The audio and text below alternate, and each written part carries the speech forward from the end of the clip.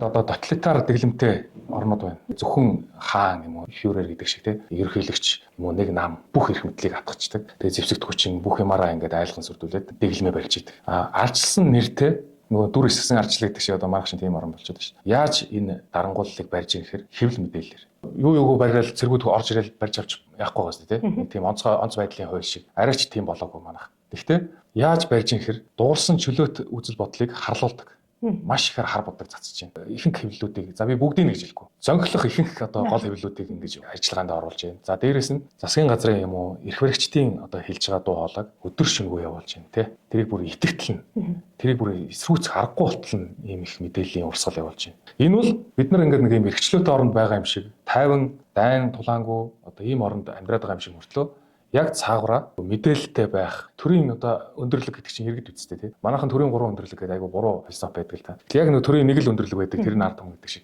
Бүгдийг ингээд дээрэс нь ингээд хянаад байж явах хэвээр тэр хараа сонсгол нь бол хэвлэл мэдээ шүү дээ. Тэр нь ингээд юм саармагдсан. Болохоор ардчлал чинь ажиллахгүй байна гэж энэ олон улсын судлаачид, олон улсын индексүүд бүх юмуд нь хэлээд байна шүү дээ. Үг хэлэх, мэдэх эрх гэдэг иргэдэд байдаг хамгийн том капитал шүү дээ.